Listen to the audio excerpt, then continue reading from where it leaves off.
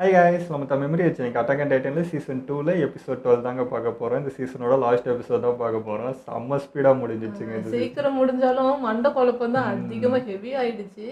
அதுக்கு தான் விடையே தெரியல. ஆமாம், அதாவது சீசன் 1ல் இந்த குழப்பம் சீசன் 2ல் அதிகமாகிருக்கே தவிர குறையலை. ஸோ இன்னும் அப்படியே தான் இருக்குது. சீசன் 3ல் தான் நம்மளுக்கு தெரியும் போல இருக்குது. சரி வாங்க நம்ம வீடியோ பார்த்துட்டு பேசுவோம். இருக்கிறது போதாதுன்னு புதுசாக இது வேற.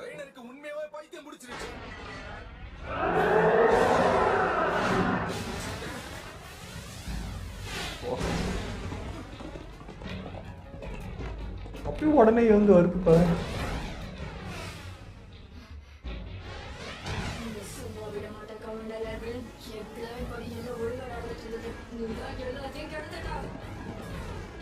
அப்படியே தாக்க போறான். இல்லையா, அவரை காப்பாத்துறாங்க. இவர் ரெண்டு பக்கமும் ஹெல்ப் பண்ணுகிறாயா.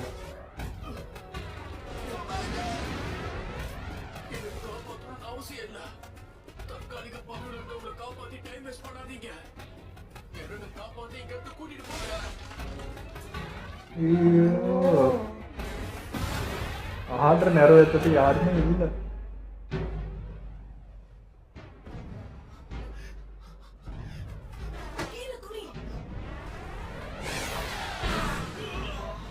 இவரா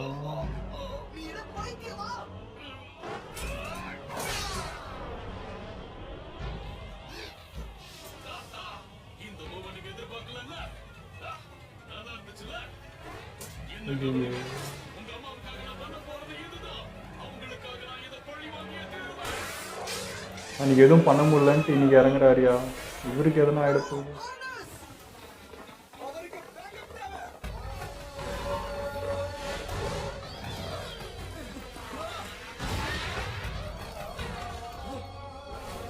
பிஜிஎம் பார்த்தியா?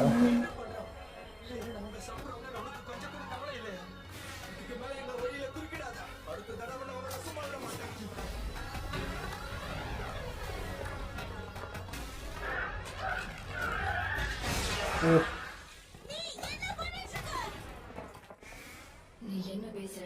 என்னால வேற என்ன பண்ண முடியும்? நான் ரைனரை நம்பட்டுமா? இல்ல ஸ்கவுட்ஸ்க்கு கோஆபரேட் பண்ணி அவங்க கூட போகட்டுமா? இவ குழப்பத்துல தான் இருக்கா. என்ன பண்றதுன்னு தெரியல. இவங்க கூட வாழ ஆரம்பிச்சுன்னா அதுக்கப்புறம் என்ன நடக்கும்? ஒருவேளை இந்த சகிச்சுக்கிட்டு இந்த வாழ ஆரம்பிச்சாலும் இந்த வாழ்க்கையில வாழ்றது நரகத்துல வாடுற மாதிரி தான். அதுதான் உண்மை. ஹிஸ்டோரியாவை அந்த பக்கம் கொண்டு போய் சேர்க்கறதுக்கான வாய்ப்பு இது மட்டும்தான். நான் எவ்வளவுதான் கஷ்டப்பட்டாலும் எல்லா முறையும் என்னால காப்பாத்திட்டு இருக்க முடியாது.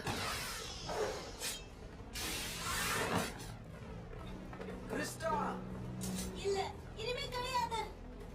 இனிமே என் பேரு ஹிஸ்டோரியா. சரி, இனிமே நீங்க பாரு. நீ எதுக்காக என்னை இங்க இருந்து கூட்டிட்டு போகணும்னு நினைக்கிற? ஒன்ன காப்பாத்துறதுக்காக என்ன கூட்டிட்டு போறேன்றது போய். முட்டாள்தனமா பேசுறேன். அதுதான் உண்மை. போய் எதுக்காக எதுக்காக இந்த ரிஸ்க் எடுக்கிற? எனக்காகவா? என்ன நீ திரும்பவும் காப்பாத்த நினைக்கிற?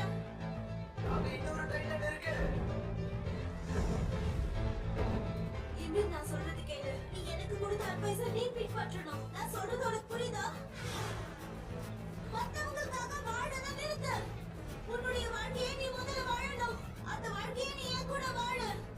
இதுக்கு முன்னாடி நான் இதை உன்கிட்ட சொன்னதில்லை. ஆனா நிலைமை எவ்வளவு மோசமானாலும் நம்ம ரெண்டு பேரும் ஒண்ணா இருக்க வர நான் எதுக்கும் பயப்பட மாட்டேன்.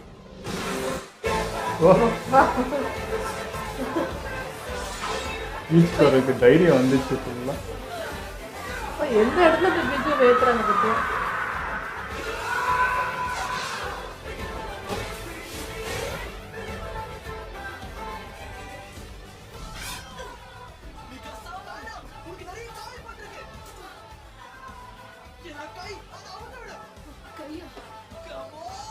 ஆமா, இவன் இப்போ பழி வாங்க துடிப்பான்.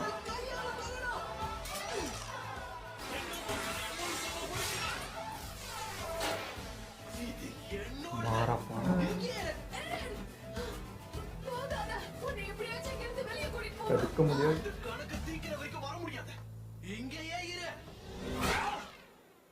மாறல. என்னடா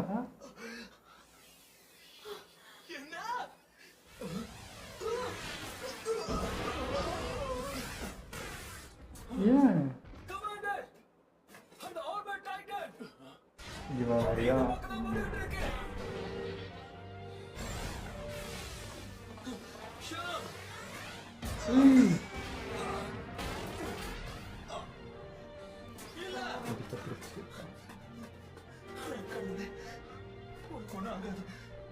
டேய், டேய், டேய், டேய்.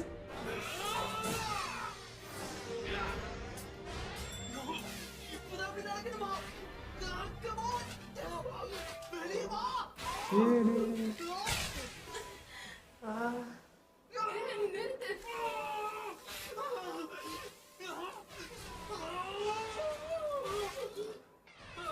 ஏன் மாற முடியல?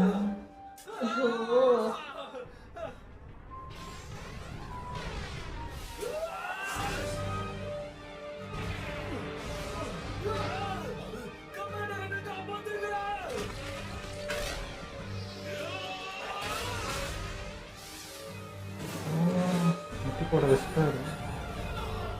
ஏய்,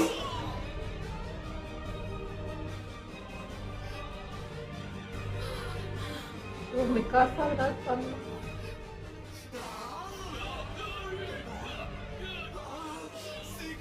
மாறிடு.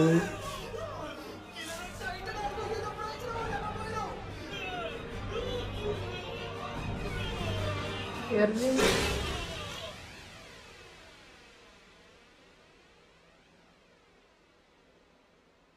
ஐயோ, அவர் ஒத்ததாயா அப்பா அம்மா இருந்ததுன்னு 2 எபிசோடு முன்னாடி தாயா சொன்னாரு.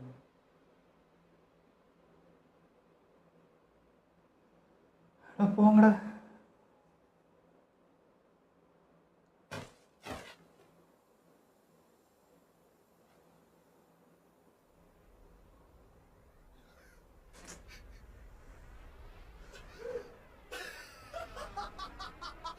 பைத்தியமே பிடிச்சிச்சு.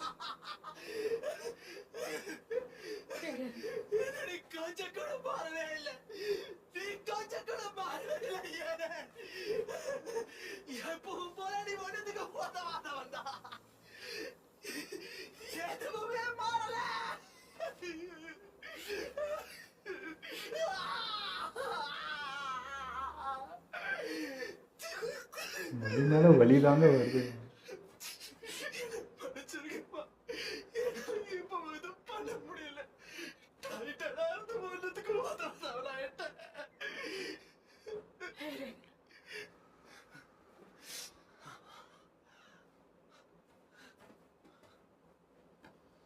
நிறுத்து, நீ சொல்றது உண்மை கிடையாது.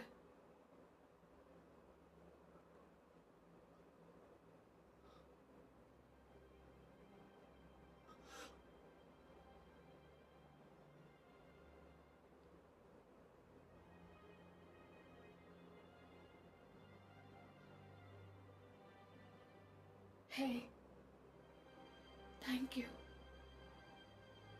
நான் இதை ரொம்ப நல்லா சொல்லணும்னு நினைச்சேன். மிக்காசா,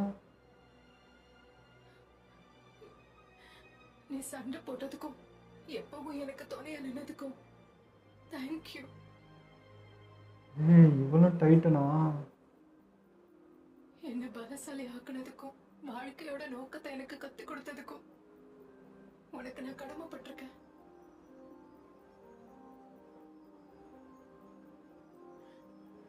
இந்த ஸ்கார்ஃப் என் கழுத்துல எப்பவும் நீதான் சுத்தி விடுவ. தேங்க்யூ.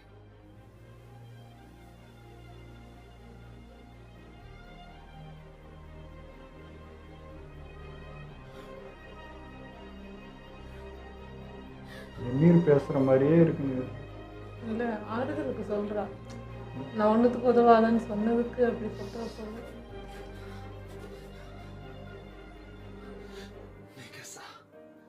அந்த ஸ்கார்ஃபை எப்பயும் நான் தான் சுத்தி விடுவேன்.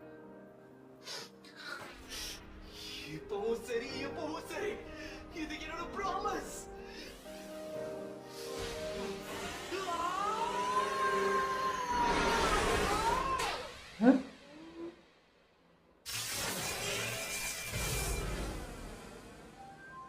எப்பட்றா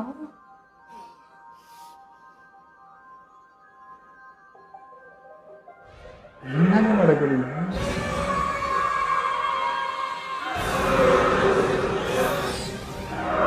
ஏய், இவனுக்காக அதுக்கு வருதுன்னு போல. கண்ட்ரோல் பண்ண முடியுதா?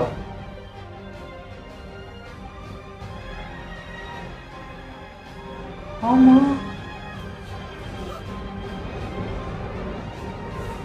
கத்தனா வருங்கல்ல அந்த மாதிரியா? ஏய்.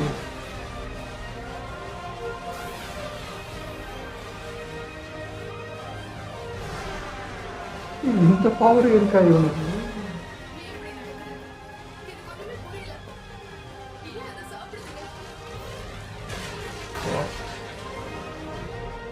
பிச்சு எரியுது. இதுதான் நமக்கான வாய்ப்பு. வாங்க போலாம். அப்படின்னா இதுதான் விஷயம்.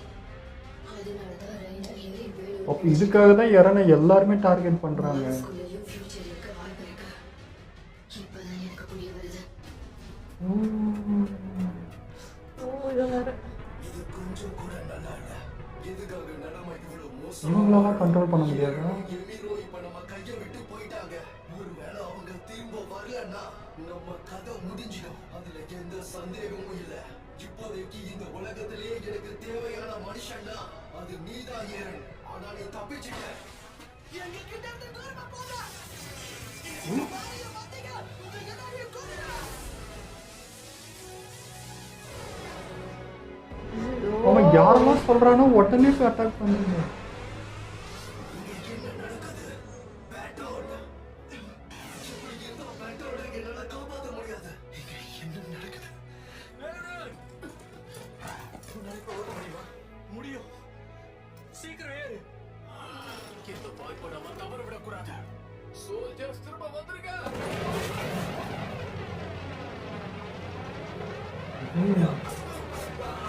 ஐயோ இவன் நீ என்ன பண்ணிக்கிட்டு இருக்க? நாங்கெல்லாம் போய்கிட்டு இருக்கோம். நீ வா.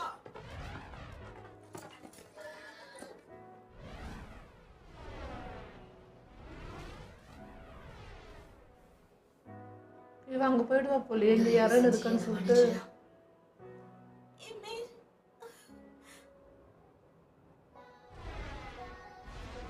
ஐயோ, இவன் அநியாயத்துக்கு நல்லவளா இருக்கிறாங்க. ரெண்டு சைடும் போறாங்க. உங்களை அவங்க கொன்னுடுவாங்க. ஐயோ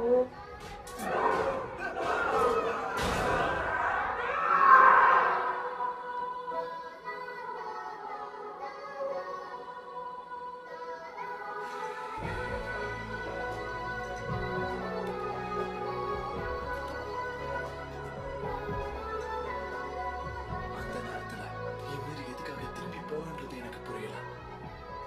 அதே நேரத்துல ஆர்மன் டைட்டன் எங்களை துரத்தி வரும்னு நினைச்சோம். ஆனா அதுவும் நடக்கல.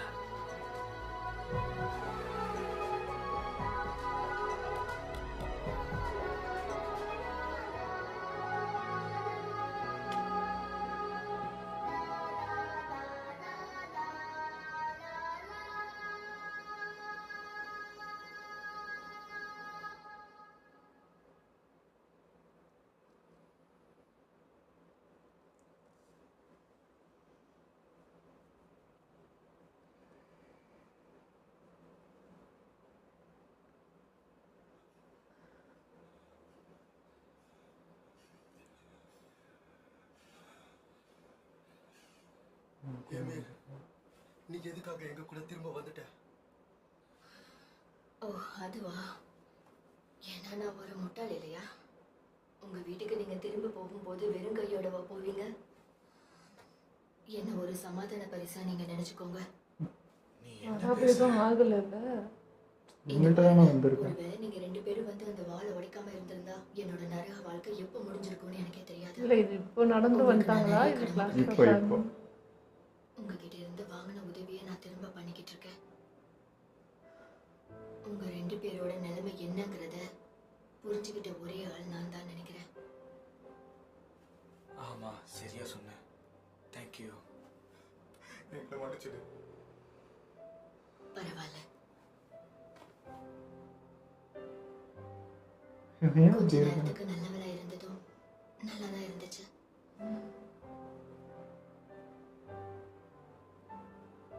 ரோஸ் வால்ல சேதம் ஆயிருக்குன்ற ரிப்போர்ட்ஸ் அறிவிச்சதால வால்ரோஸ்குள்ள இருந்த குடிமக்கள் எல்லாரையுமே வால் சீனால இருக்கிற ஒரு அண்டர் கிரவுண்ட் சிட்டில அகதிகளா வச்சிருந்தாங்க. பாதுகாப்பா இருந்தாலும் எமர்ஜென்சிக்காக சேர்த்து வச்சிருந்த ஃபுட்ஸ் எல்லாத்தையுமே கிட்டத்தட்ட பாதி மக்கள் தொகைகள் இருந்தனால அந்த ஃபுட்ஸ் இன்னும் ஒரு வாரத்துக்கு மட்டும்தான் வரும். இன்னும் நேரம் போக போக மக்கள் உயிர் வாழ்றதுக்காக ஆசைப்பட்டு ஒருத்தர் கொல்ல ஆரம்பிப்பாங்க. மக்களுடைய உயிர் எடுக்கிற இந்த பேரழிவை நிறுத்துறதுக்காக ஒரு வாரத்துக்குள்ளேயே வால்ரோஸ்ல எந்த விதமான பிரச்சனையும் இல்லைன்னு அத்தாரிட்டிஸ் தெரிவிக்க ஆரம்பிச்சாங்க.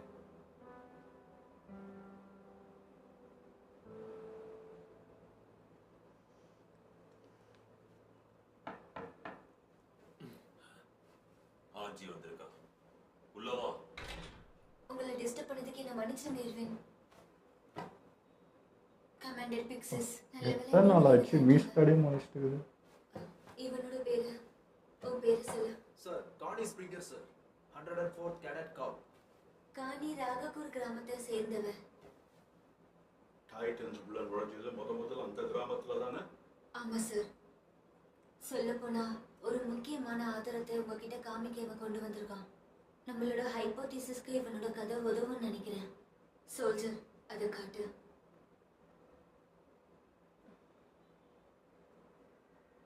என்ன அவங்க கிட்னாப் பண்ணி தூக்கிட்டு போயிட்டாங்க. எல்லாம் என்னோட தப்பு தான்.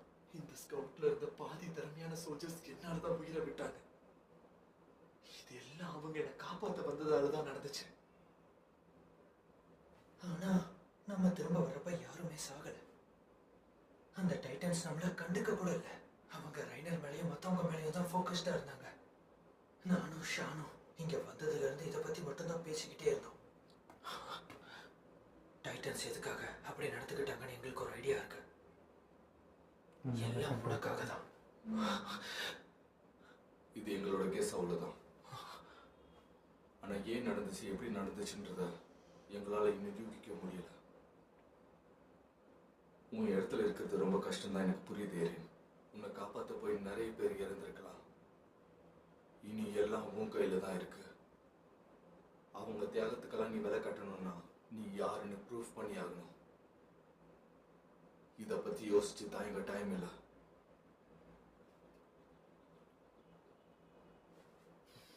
அதுவும் சரிதான். நான் தான் இதை முடிச்சாகணும். ஒருவேளை இது உண்மைனா என்னால டைட்டன்ஸை கண்ட்ரோல் பண்ண முடியும்னா நான் வால் மரியாதை சரி செய்வேன். ரைனர் பண்ணதுக்கும் கண்டிப்பா பதில் சொல்ல வைப்பேன். எனக்காக இருந்தவங்களோட சாவை கண்டிப்பா அர்த்தமுள்ளதா மாத்துவேன். எதையும் இப்போ இங்கே வர வைக்கவே முடியாது. எல்லாத்தையும் கரெக்டாக வாங்கலாம். இப்போ நீ என்ன சொன்ன? அப்ப இதுக்கெல்லாம் காரணமான அந்த டைட்டன்ஸ் ரககோ கிராமத்து மக்கள்னு சொல்ல வரீங்க? அப்படின்னா இத்தனை நாளா நம்ம சண்டை போட்டுட்டு இருந்த டைட்டன்ஸ் உண்மையிலேயே மனுஷங்களா? அப்போ அந்த கிராமத்தில் இருக்க எல்லாருமே டைட்டன்ஸா? அதுக்கான ஆதாரம் இன்னும் நம்ம கிட்ட இல்ல. புரியுது. அப்படின்னா ஐயோ, இதை எதிர்பார்க்கவே இல்லையே. அதனால தான் அங்கே ஒரு உயிரிழப்பும் இல்லை.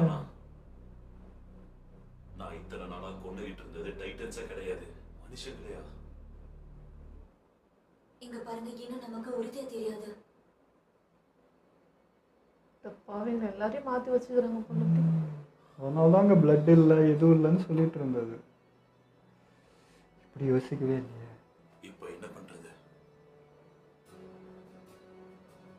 இவரையும் சிரிக்கிறாரு. எர்வின், எதுக்காக இப்ப நீ சிரிச்சுக்கிட்டு இருக்க? அது வந்து ஒண்ணும் இல்லை. இவரும் ஏதோ மறைச்சிட்டே தான் இருக்காரு. இப்போ இது தெரிஞ்சது மூலமா நாம உண்மையை நோக்கி நெருங்கிட்டு இருக்கோம்னு தோணுது. ஓ, நெருங்கிட்டு இருக்கோம்னு சொல்றியா?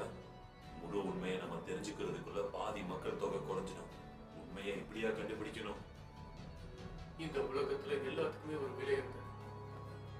நிச்சயமா ஒரு நாள் உண்மை என்னங்கிறத கண்டுபிடிப்போம். இத்தனை நாள் அந்த செவத்துக்குள்ள இருக்க உண்மை வெளியே வரதான் போதும். எப்போ வரும்?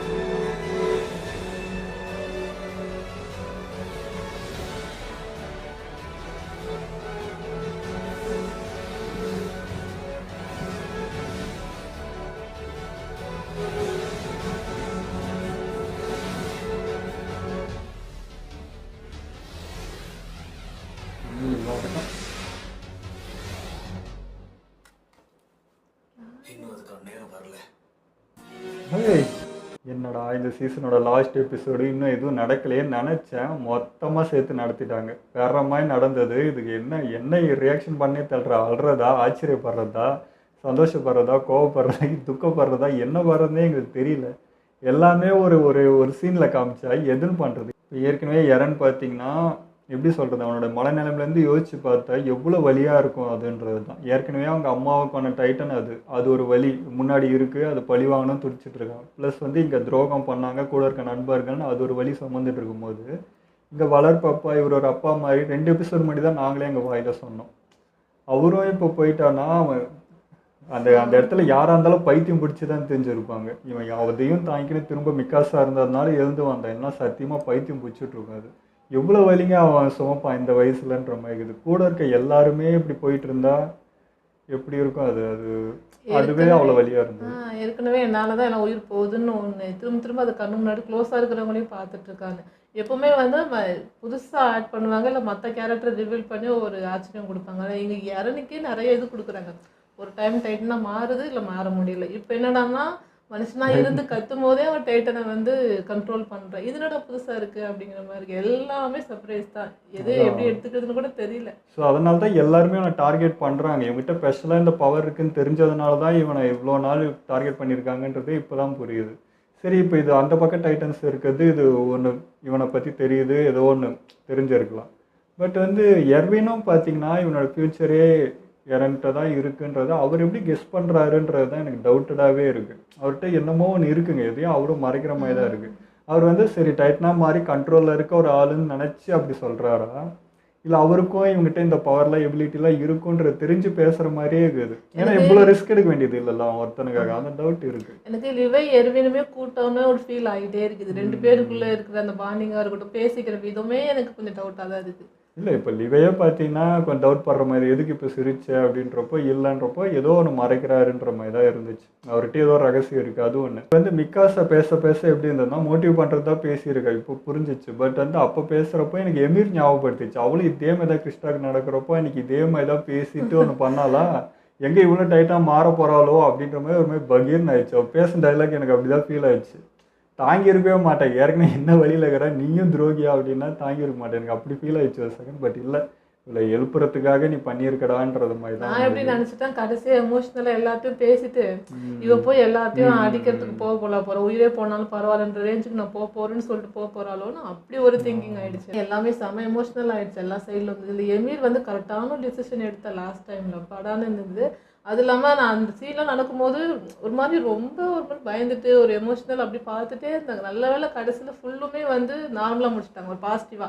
யார் உயிரும் பெருசாக போகல. அதாவது இந்த சைடும் ரெய்னர் இவங்கெல்லாம் வந்து உயிரோடு வந்துட்டாங்கன்னு ஒன்று, இந்த சைடும் யாரனும் வந்துட்டான், யாரனும் எல்லாரையும் காப்பாற்றின மாதிரி ஒரு சுச்சுவேஷனும் வந்துருச்சு. ஸோ எல்லாம் பாசிட்டிவாக முடிஞ்சது, சந்தோஷமாக தான் இருந்தது. ஆனால் அந்த ஒருத்தர் இறந்துட்டாருன்றது தான் எனக்கு. அவர் இறந்துட்டாருன்ற அந்த எமோஷனை விட எனக்கு எமீர் நினைக்கிறப்ப தான் கண் கலங்கிடுச்சு. அவ அல்லாடுறா, இந்த பக்கமும் இவங்களையும் காப்பாத்துறா, அந்த பக்கம் போய் அவங்களையும் காப்பாத்துறான்றப்போ அவளை பார்க்கறதுக்கு ஒரு மாதிரி ஆயிடுச்சு. இவ்வளோ நல்லவளான்ற மாதிரி இருந்தது. ஆமாம், அவளுக்கு வந்து டைட்டனாக இருக்கிறதுனால டைட்டன் ஃபீலிங்ஸும் புரியுது, மனுஷனா இவ கூட இருந்து இந்த ஃபீலிங்ஸும் பார்த்ததுனால இதுவும் புரியுது. ரெண்டுமே அவள் பேலன்ஸ் பண்ணுறது வந்து ரொம்ப கஷ்டம் தான். அவள் தான் அதான் இந்த பக்கம் உயிரும் அந்த பக்கம் உயிருக்கு எல்லாத்துக்கும் அவள் தான் வேல்யூ பண்ணுறான். ஆனால் பார்க்கறதுக்கு எப்படி இருந்தது, அந்த சாப்பிட்டுட்டே இருப்பாள். அவர்கிட்ட நடந்ததுலாம் ரொம்ப மொட்டத்தனமாக இருந்தது. இவ்வளோ ஃபீலிங்கே இல்லை. இந்த மாதிரி பேசுகிறவங்க தான் நம்ம டைட்டன் முடிவு பண்ணிக்கணும்னு நான் சொன்னேன். பட் இருக்கிறதுலே அநியாயத்துக்கு நல்லவ இவ்வளோ தான் இருக்கா. நம்ம எரனு கிறிஸ்டா விட வந்து ரொம்ப நல்லவளா எனக்கு ஃபீல் ஆயிடுச்சு. அந்த அல்லான்னதுங்க அது 2 பக்கமும் ஓடுறாள்ல, ஒரு மாதிரி ஆயிடுச்சு அவளை நினைக்கிறேன் எனக்கு. அதோட ட்விஸ்ட்டு ஒரு கிராமமே தான் டைட்டனாக மாறி, அது சத்தியமாக எதிர்பார்க்கல. எப்படா அந்த அளவுக்கு நம்ம யோசிக்க முடியும்? ஐயோயோ கடவுளே, ஒரு வைக்கலாங்க, ஒரு அளவுக்கு ஒரு ட்விஸ்ட்டு ஒன்று தான் வைக்கலாங்க. இப்படி வச்சு என்னங்க பண்ணுறது? சுத்தமாக அந்த பாயிண்ட் ஆஃப் வியூக்கே நம்ம யோசிக்க கூடாத அளவுக்கு வச்சுட்டு அப்புறம் வந்து ரிவீல் பண்ணுறாங்க. ஸோ அந்த டவுட்டு நம்ம அப்போ வந்து அதே தான் சொல்லியிருந்தாங்க திரும்பிங்க. ரத்த காயம் இல்லை, ஒரு இதுவுமே இல்லை, சண்டை நடந்த மாதிரி இல்லை, வீடு மட்டும் அட்டாக் ஆயிருக்குன்னா அப்போ வீட்டில இருந்து எல்லாம் டைட்டனாக மாறி போயிருக்காங்க. அதுதான் அந்த கலவரம். இதில் இவனுடைய அம்மா மட்டும் அந்த குடிசையில் மாட்டிக்கினாங்க போல, அது உருவாகிறப்போ. அதனால தான் அவங்க மட்டும் அங்கேயே கலக்குறாங்க போல இருக்கு. மீதி எல்லாம் மாறி தான் வந்திருக்கு. அப்போ இங்கே இருக்கிறதுல முக்கால்வாசி வந்து அவங்க ஃபேமிலி கூடயே அவங்க திரும்ப திரும்ப சண்டை போட்டு அவங்க ஃபேமிலி தான் அவங்க பொண்ணுக்கிற மாதிரி ஆயிடுது கடைசியில். அதான் அப்போது இது எப்படி சொல்கிறது, லிவே சொல்கிற மாதிரி தான். அப்போ இத்தனை நாள் டைட்டன் கூடயே சண்டை போலையா, மனுஷன் கூட தான் சண்டை போட்டுட்டு இருக்கணுன்ற மாதிரி தான் இருக்குது. இப்போ ஆப்போசிட்டில் டைட்டனே ஒன்று கிடையாது, எல்லாருமே மனுஷங்க தான். மாற்றிட்டு இருக்கிறது யாரு அப்படின்ற மாதிரி தான் இருக்குது. அப்போ வில்லன் டைட்டன் கிடையாது, மனுஷனே தான் போல இருக்கு. அது கிறிஸ்டா அவள் பாருங்க, ஐயோ கிறிஸ்டா சொல்லக்கூடாது, ஹிஸ்டோரியா இனிமேல் அவளே அப்படிதான் சொல்லணும்னு சொல்லியிருக்கா. அவள் பாருங்களேன், அவள் மோட்டிவ் எப்படி அந்த பயந்து ஒரு மாதிரி நடுங்கிட்டு இருந்த பொண்ணு இன்னைக்கு வந்து அது எழுந்து அந்த பிஜிஎம்மோட அவள் கத்தி அப்படி போய் அவள் அட்டாக் பண்ணுறப்போ இன்னும் அது வேற லெவலில் இருந்தது. சின்ன சின்ன பசங்களாம் இன்னைக்கு வந்து அதுக்கு தைரியம் வருது, ஒன்று செய்துங்கன்னு அப்படின்றப்போ இந்த பக்கமாக அந்த எனர்ஜி கிரியேட் ஆகுது. நம்ம வந்து தோத்துடக்கூடாது, இந்த இடத்துல மனுஷங்களா இருந்து நம்ம பண்ணுறோம் இல்லையா, அது இந்த மாதிரி ஒருத்தர் அந்த லாஸ்ட் பர்சன் இப்போ என்ன சொல்கிறது, எர்வின் கூட அங்கே வந்து என்ன பண்ணுறேன்னு தெரியாமல் நிற்கிற, கத்துறாங்க கதறாங்க நிற்கிறப்போ இவன் மோட்டிவ் ஆகி ஒரு எனர்ஜி கிரியேட் ஆச்சு பாருங்க, அதுவும் வேற லெவலில் இருந்தது. அந்த மாதிரி ஒரு பாசிட்டிவ் அங்கங்கே ஒன்று கிரியேட் ஆகுது பாருங்க. அதுதான் சொல்கிறேன், எவ்வளோ நெகட்டிவ் என்ன உயிரிழப்பு என்ன நடந்தாலும் இந்த மாதிரி அந்த கூட்டு திரும்ப அது எழுந்து எனர்ஜி ஆகிக்கிறாங்க பாருங்க, அதுதான் நம்மளுக்கு பார்க்க வைக்குது. இல்லைன்னு வச்சுக்கோங்க சுத்தம் ஒன்றுமே நம்மளுக்கு அது அந்த பக்கமே போதும். அண்ட் இதெல்லாம் ஒரு பக்கம்னா லாஸ்ட்டாக இந்த பீஸ்ட் டைட்டன் இது வந்து இருக்குது, அதுவும் ஃபஸ்ட்டு வால்கிட்ட உக்காந்துட்டு இருக்க போல இருக்குது. அன்றைக்கி நாங்கள் ஒரு எபிசோடில் சொன்னோம், மேபி இந்த பீஸ்ட் டைட்டன் வந்து யாருனோட அப்பாவாக இருக்குமோ, அவர் உள்ளே இருந்து தான் என்ன பண்ணிகிட்டு இருக்காரோ அப்படின்ட்டு நாங்கள் கெஸ் பண்ணோம். ஆனால் இப்போ பார்த்தீங்கன்னா இந்த பீஸ்ட் டைட்டன் மேலே நின்றுட்டு இருந்த ஆள் பார்த்தீங்கன்னா எல்லோ ஹேர் இருந்தது, கொஞ்சம் யங்காக இருந்த மாதிரி இருந்தது. ஸோ அவருக்கு எனக்கு தெரிஞ்ச ஞாபகம் வந்து சீசன் 1 ஃபஸ்ட் எபிசோடில் பார்த்தப்போ பிளாக் ஹேர் தான் இருந்ததுன்னு நினைக்கிறேன் அவங்க அப்பாவுக்கு. அவரும் கிளாஸ் கண்ணாடி போட்டுட்டு இருந்தார் தான், பட் வந்து பிளாக் ஹேர் நீட்டாக வச்சுட்டு இருப்பார். இவருக்கு எல்லோ ஹேராக இருக்கா, ஸோ அவர் இல்லை போல், இல்லை இது வேறு யாராவது ஆள் நாங்கள் வேணால் மறந்துட்டோமான்னு தெரியல. பார்ப்போங்க, அது வரப்போ சீசன் 3 பார்ப்போம். அதுக்கு என்ன இப்படி சீசன் முடிச்சு சீசன் 3க்கு வெயிட் பண்ணுறப்போ எவ்வளோ வெறியாக இருந்திருக்குல்ல. இப்போ நம்மளுக்கு நல்ல வேலை நம்ம லேட்டாக பண்ணுறதுனால ரெடியாக இருக்குது, நெக்ஸ்ட் நம்ம உடனே போயிடுவோம். பட் நான் யோசிச்சு பார்க்குறேன் அந்த டைம் எப்படி மண்டையை பிச்சுன்னு இருந்திருப்பாங்கல்ல இதை பார்த்தப்போ அப்படின்ற மாதிரி. பட் பயங்கரங்க, வேற மாதிரி பண்ணி வச்சுருக்காங்க. இது எப்படி என்ன சொல்கிறேனே தெரில, அந்தளவுக்கு பண்ணியிருக்காங்க. ஓகே, இதெல்லாம் வீடியோ முடிச்சுப்போம். மறக்காமல் லைக் பண்ணி ஷேர் பண்ணுங்கள், மறக்காமல் சப்ஸ்கிரைப் பண்ணிடுங்க.